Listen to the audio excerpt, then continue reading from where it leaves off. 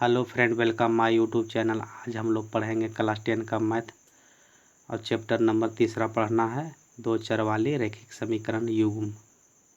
इसमें बेसिक हम लोग जानेंगे कि दो चर वाले रैखिक समीकरण किसको कहते हैं। इससे पहले अगर आप लोग हमारे चैनल पर पहली बार देख रहे हैं तो लाइक और सब्सक्राइब करें, बेल आइकन को दबाना ना भूलें, जिससे आने वाले वीडियो का नोटिफिकेशन आप लोग तक पहुँच सके। तो आज हम लोग दो चर वाले रैखिक समीकरण के बारे में जानेंगे, इसका बेसिक। तो दो चर वाले रैखिक समीकरण किसको कहते हैं इसके बारे में जानते हैं। तो वैसा समीकरण जिसमें दो चर हो, वैसा समीकरण जिसमें दो चर हो और चर की अधिकतम घात एक हो, उसे दो चर वाली रैखिक समीकरण कहते हैं। तो आइए हम लिख देते हैं डिफिनेशन इसका। वैसा समीकरण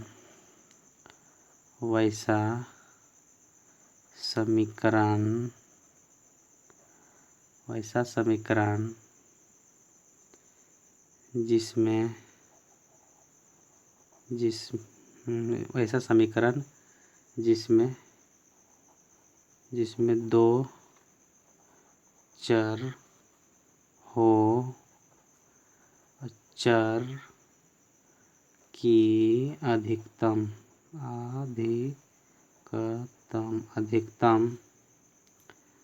घात मैंने समझते हैं पावर होता है।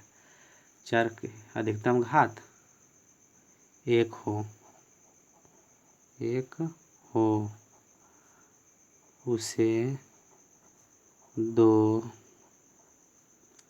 चर वाले रैखिक समीकरण कहते हैं। इसका एग्जाम्पल देख लेते हैं। पहला ले लेते हैं 2x + 3y बराबर 5 लिए। दूसरा ले लेते हैं 4x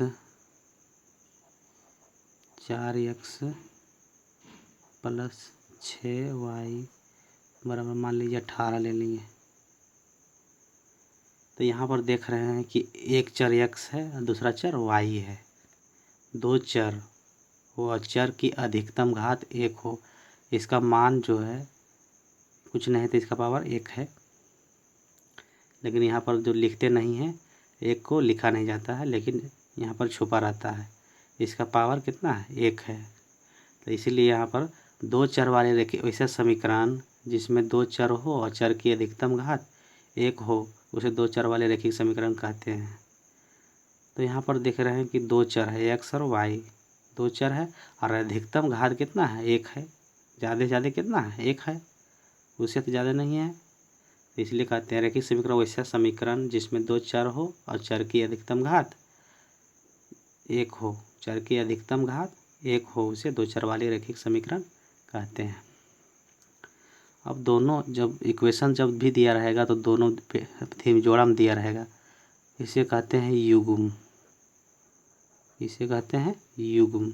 दो चर वाले रैखिक समीकरण हो गया ये, और ये जो दोनों जो रहेगा तो उसको युग्म कहेंगे। अंग्रेजी में पेयर कहते हैं। अंग्रेजी में पेयर PAIR, पेयर मीन्स जोड़ा। अब चर देखिए, लिख देते हैं यहाँ पर चर कौन कौन सा है?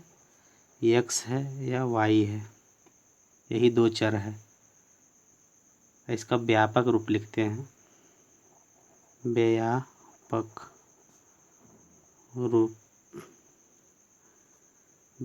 रूप देखिए ax + by c = 0।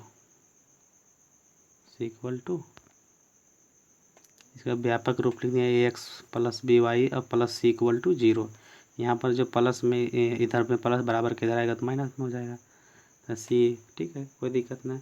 इसी तरह से यहाँ देखिए a के जगह में दिया हुआ 2 और b के जगह दिया हुआ 3 और सी के जगह में 5 दिया हुआ है। तो यहाँ पर देख रहे हैं बराबर, मैंने कोई दिक्कत नहीं, बराबर किधर आएगा तो माइनस में हो जाएगा, यहाँ पर प्लस में दिया हुआ है। तो यहाँ पर देख रहे हैं 20 का व्यापक रूप है, मैंने इसी तरह से इक्वेशन जब भी रहेगा तो इसी तरह से रहेगा। यहाँ ए बी सी बराबर वास्तविक संख्या है, वास्तविक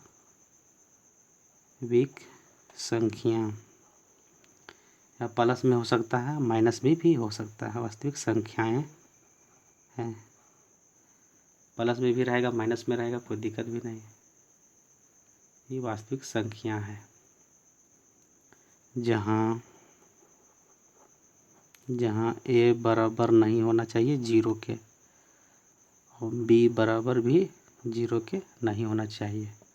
अगर मान लीजिए कि ए जब यहाँ पर 0 ले लेते हैं तो ये पूरा टर्म 0 हो जाएगा, तो बच जाएगा एक चर, यानी कि हो जाएगा एक चर वाले रैखिक समीकरण।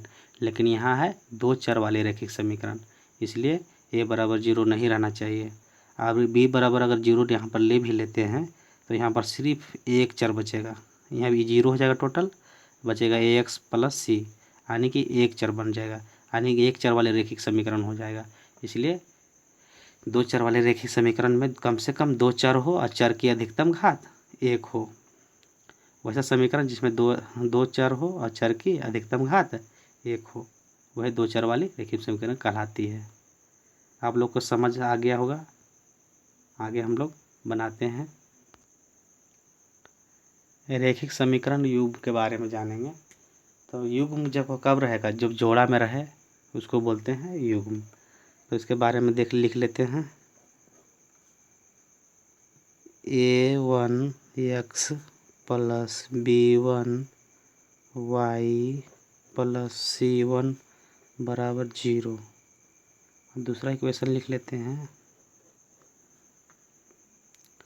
a2x plus b2y plus c2 बराबर 0। ये हो दोनों, जब दो इक्वेशन दिया रहेगा उसको युग्म कहेंगे।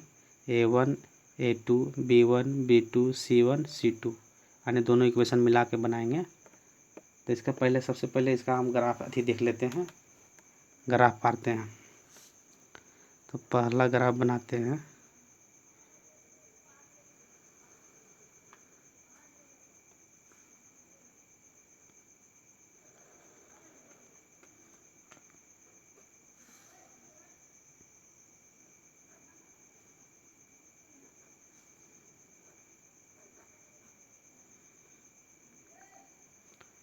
इसका ग्राफ बनाते हैं, बन गया।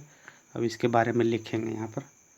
इसको क्या कहते हैं, प्रतिच्छेदी, यानी कि एक बिंदु पर क्या कर रहा है, प्रतिच्छेद कर रहा है। यहाँ पर एक बिंदु है, इसमें 2 रेखा आकर एक बिंदु पर प्रतिच्छेद कर रहा है, इसको प्रतिच्छेदी रेखा कहेंगे। इसके बारे में लिखते हैं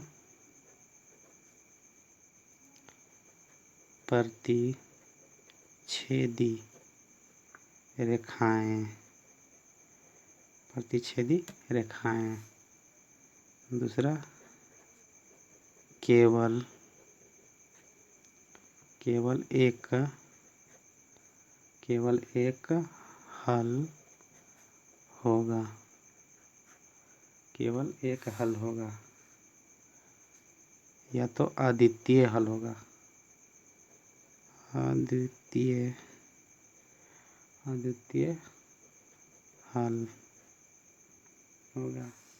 इसको लिखेंगे a1/a2 बराबर नहीं होगा b1/b2 के।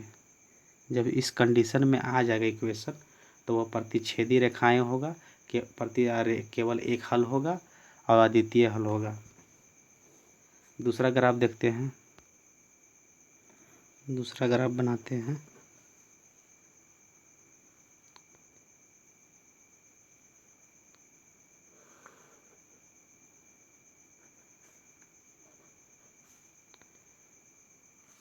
ये एक ही लाइन रहेगा, एक ही लाइन पर, इधर से भी आएगा और इधर से जाएगा, यानी एक ही लाइन पर। इसको बोलते हैं समपाती। इसके बारे में लिखते हैं समपाती। हम ये पाती संपाती संपाती रेखाएं संपाती रेखाएं यह अपरिमित रूप से अनेक हल होगा। अपरिमित रूप से अनेक हल प्राप्त होंगे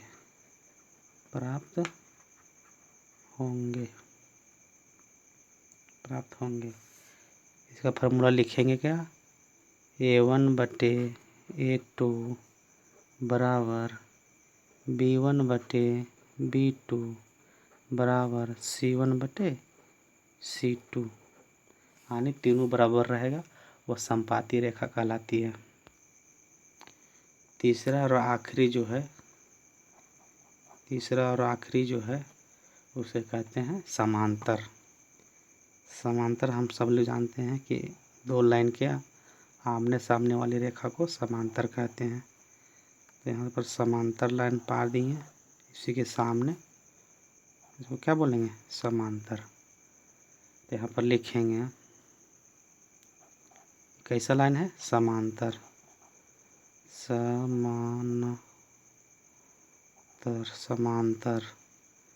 रेखाएं हैं, समांतर रेखाएं हैं। कोई भी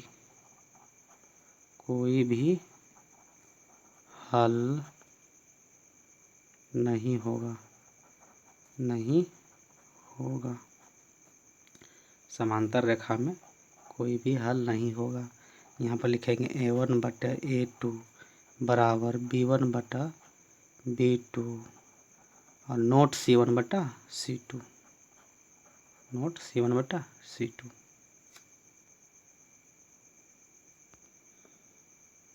तो यहाँ पर लिखेंगे स्टार में कुछ बातें इम्पोर्टेंट है, उसके बारे में लिख लेते हैं।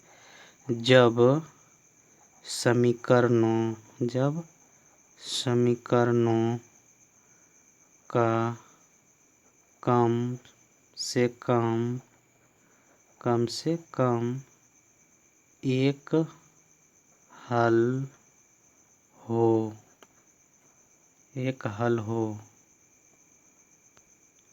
कम से कम एक हल हो उसे संगत कहेंगे, संगत होगा। अब यहाँ पर लिखेंगे दूसरा बात है, जब समीकरणों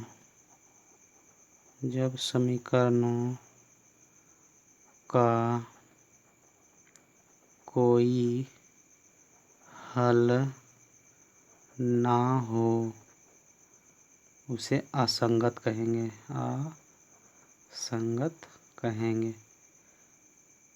जब समीकरण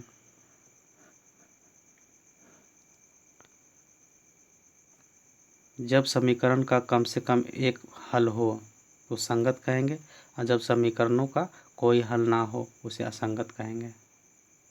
जैसे यहाँ पर दिया हुआ A1/A2 बराबर B1/B2 और नोट C1/C2। यहाँ कोई भी हल नहीं होगा, ये कैसा होगा? समांतर जो रेखाएं जो है वो असंगत कहलाएगी। अब बाकी जो दो है A1/A2 बराबर B1/B2 A1/A2 बराबर नहीं होगा B1/B2 के, तो वो हो जाएगा संगत। लेकिन A1/A2 बराबर B1/B2 बराबर C1/C2 ये भी संपाती भी कहलाएगी, क्या? संगत कहलाएगी। बाकी जो है समांतर जो है असंगत कहलाएगी।